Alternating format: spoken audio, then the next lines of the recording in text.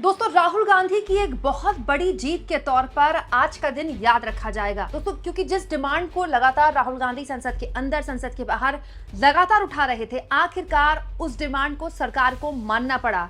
न केवल इसे राजनीतिक तौर पर राहुल गांधी की बड़ी जीत बताया जाएगा, बल्कि ये भी बताया जाएगा इस फैसले के बाद ये भी कहा जा सकता है कि सरकार इस मुद्दे को लेकर कितने प्रेशर में है। दोस्तों, राहुल गांधी लगातार इस बात की डिमांड करते रहे कि जातिगत जनगणना होनी चाहिए। 2026 का वो साल है जब जनगणना कराई जाएगी। हालांकि जनगणना तो अब तक कराई जानी चाहिए थी, पहले ही हो जानी चाहिए थी, लेकिन कोविड की वजह से ये जनगणना टाली गई और उसके बाद देखिए कितने सारे चुनाव हो गए, लेकिन जनगणना नहीं हो पाई। लेकिन अब 2026 में जनगणना प्रस्तावित है और इसे लेकर एक बहुत बड़ा फैसला केंद्रीय कैबिनेट में आज लिया गया। दोस्तों, मोदी मंत्रिमंडल की बैठक में यह फैसला लिया गया कि सरकार जातिगत जनगणना कराएगी।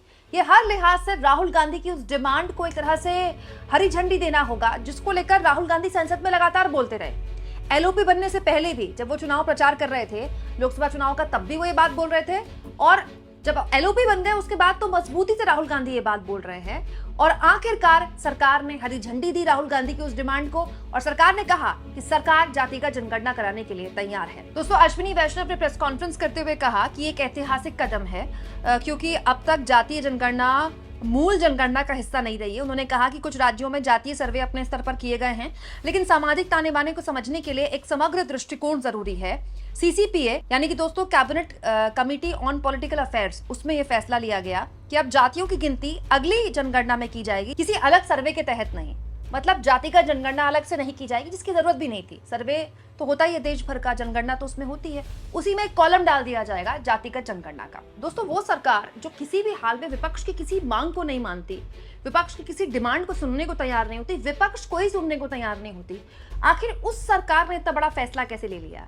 इसके बहुत से रीजन है दोस्तों, लेकिन सबसे पहले इसका श्रेय देखिए, सरकार इसका श्रेय लेना चाहेगी कि देखिए हमारी सरकार में जातिगत जनगणना फाइनली हम करा रहे हैं। लेकिन इसका श्रेय अगर जातिगत जनगणना होती है तो सीधा सीधा राहुल गांधी को ही जाएगा, क्योंकि राहुल गांधी न केवल इस मुद्दे पर बने रहे, टिके रहे, बल्कि उन्होंने इसको चुनावी मुद्दा नहीं बनाया।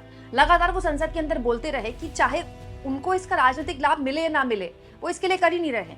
उनका लाइफ का मोटिव ये है कि वो जातिगत जनगणना करा कर रहेंगे, और इसको लेकर वो बार बार चैलेंज करते रहे सरकार से कि इसी संसद में हम आपसे जातिगत जनगणना करवा कर मानेंगे। और देखिए, अभी राहुल गांधी को एलओपी बने साल ही हुआ है और सरकार उनकी इतनी बड़ी डिमांड को हरी झंडी दे रही है। दोस्तों, संसद के अंदर राहुल गांधी का बोलना तो है ही इसके लिए इम्पोर्टेंट। राहुल गांधी देश के अलग अलग हिस्सों में आप देखिए संविधान समर्थित कार्यक्रम कर रहे हैं। कभी वो महाराष्ट्र जाते हैं, कभी वो बिहार जाते हैं, तो इसके जरिए वो पिछड़ा, दलित, अल्पसंख्यक जिनको वो लामबंद कर रहे हैं, वो अंबेडकर का जिक्र करते हैं। उन्होंने अभी भी हाथ में संविधान की किताब नहीं छोड़ी है। वो अंबेडकर को केवल अंबेडकर जयंती के दिन याद नहीं करते हैं, वो अपने हर भाषण में अंबेडकर का जिक्र करते हैं। चाहे वो किसी सरकारी, अपने राज्य, कांग्रेस शासित राज्य के किसी सरकारी कार्यक्रम में हो, चाहे वो किसी रैली में बोल रहे हो, या फिर वो किसी नॉर्मल अपने किसी कार्यक्रम में बोल रहे हो। ऐसा लगता है कि राहुल गांधी ने वाकई में अपना पॉलिटिकल मिशन बना लिया है इस मामले को। दोस्तों, इसीलिए सरकार नहीं चाहती कि इस मामले का केवल फायदा राहुल गांधी उठाएं,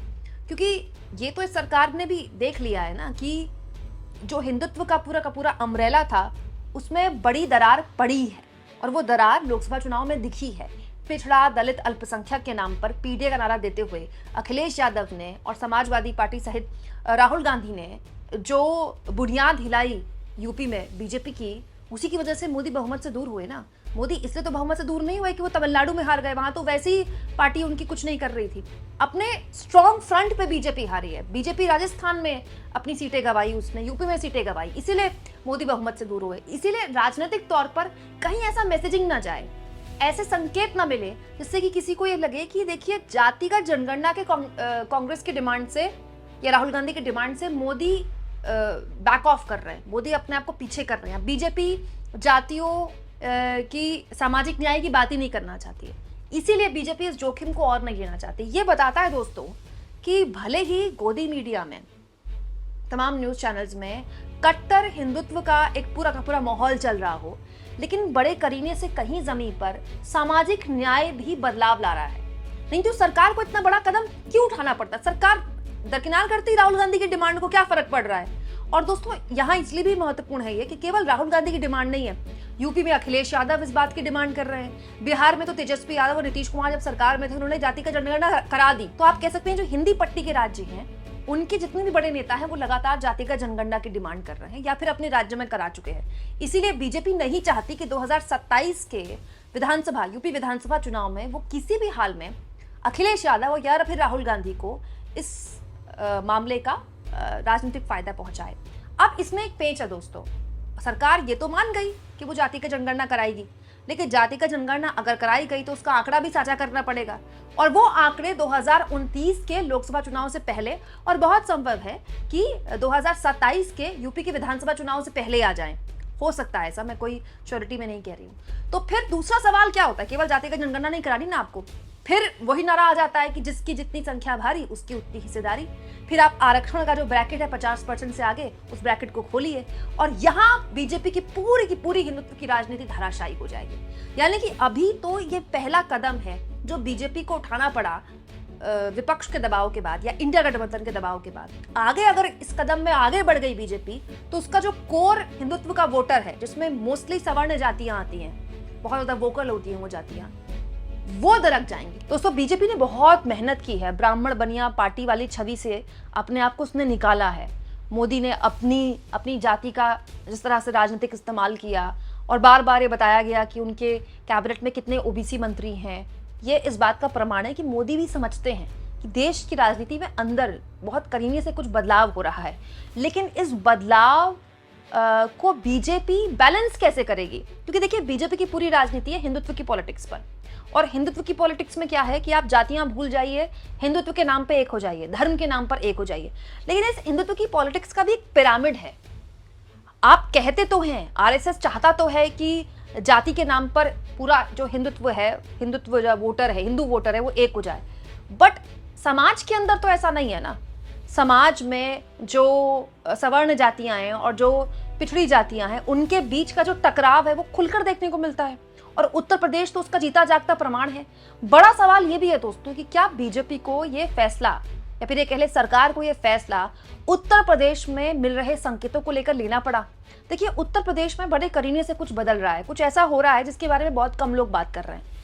मुलायम सिंह यादव या अखिलेश यादव के जमाने में जिस तरह से उन पर आरोप लगते थे उनकी सरकार के दौरान कि यहाँ तो भैया यादवों का बोलबाला है, थानों में यादव ही यादव हैं, कॉन्ट्रैक्ट भी यादवों को मिलते हैं, कुछ वैसा ही आरोप योगी आदित्यनाथ की सरकार पर खुलेआम लग रहे हैं। हाल के दिनों में करणी सेना ने जो उत्पात मचाया है सड़कों में, उसके बाद तो उनको और बल मिला है कि भाई ये जो सरकार है ठाकुरों की सरकार है, और ये जो ठाकुरवाद है जिसको लेकर लगातार विपक्ष भी आरोप लगा रहा है, समाजवादी पार्टी भी खुलकर बोल रहे हैं, अखिलेश यादव तो खूब खुलकर बोल रहे हैं। दोस्तों ये बीजेपी को लॉन्ग टर्म बहुत नुकसान पहुंचाएगा, क्योंकि बीजेपी ने एक सोशल इंजीनियरिंग की यूपी में, तभी इतनी सीटें जीती ना। उसने अलग अलग जातियों को अपने साथ जोड़ा, उन जातियों को भी अपने साथ जोड़ा जिनके कोई नेता या कोई पार्टी नहीं है यूपी और बिहार में। लेकिन जब सत्ता के शीर्ष में बैठे स्वयं मुख्यमंत्री अपनी जाति पर गर्व करने लगते हैं और उनकी जाति का प्रभाव प्रशासन में दिखने लगता है, तो जो समाज की दूसरी जातियां हैं जिनको वैसे भी उनका अधिकार नहीं मिला है, जो प्रशासन के अत्याचार से प्रभावित रहती हैं, उनके बीच वो परसेप्शन बनाने में विपक्षियों को या इंडिया गठबंधन को मजबूती मिलेगी कि भाई देखिए अंत में हम बोलते तो यही थे। और हाल के दिनों में ऐसी बहुत सी खबरें आई हैं जो बीजेपी को परेशान कर सकती है। ये भी हो सकता है दोस्तों कि वक्त से पहले बीजेपी डैमेज कंट्रोल करना चाहती हो, कि बीजेपी के जो नुकसान यूपी में हो रहा है योगी आदित्यनाथ के रहते हुए, जो उसने पूरा अम्ब्रेला बनाया था उसमें जो छेद हो रहे हैं उसको कैसे भी ढक लिया जाए। लेकिन ये सिर्फ एक फैसला नहीं है। अब अगर सरकार इस कदम की ओर बढ़ चुकी है तो फिर वो रोक नहीं सकते अपने आप को, क्योंकि डेटा आ गया तो फिर आपको उस पर भी फैसला लेना पड़ेगा। और अगर उस रास्ते बीजेपी बढ़ गई तो फिर उसका जो बनी बनाई पूरी पॉलिटिक्स है वो धराशायी हो जाएगी। फिर बीजेपी की ही पॉलिटिक्स में राहुल गांधी की पॉलिटिक्स में फर्क क्या रह जाएगा? अंत में तो यही कहा जाएगा ना कि राहुल गांधी वाली बात नरेंद्र मोदी बोल रहे हैं। आप इस मुद्दे पर क्या सोचते हैं दोस्तों? क्या ये सरकार का फैसला भविष्य में देश की राजनीति में एक टर्निंग पॉइंट लाने वाला है? क्या एक ऐसा पॉइंट होगा जिसमें हिंदुत्व की राजनीति से धीरे धीरे करवट लेते हुए अब देश की राजनीति एक बार फिर से सामाजिक न्याय की राजनीति की तरफ जा रही है? और अगर ऐसा होता है तो ये बीजेपी का फोटे तो बिल्कुल भी नहीं है। कमेंट बॉक्स में जरूर लिखें, और जितना हो सके दोस्तों चैनल को शेयर भी करें, सब्सक्राइब भी करें, और थैंक्स और ज्वाइन दोस्तों ये दो ऑप्शन है जिसके जरिए आर्थिक तौर पर भी अगर आप चाहें तो चैनल के हाथ मजबूत कर सकते हैं।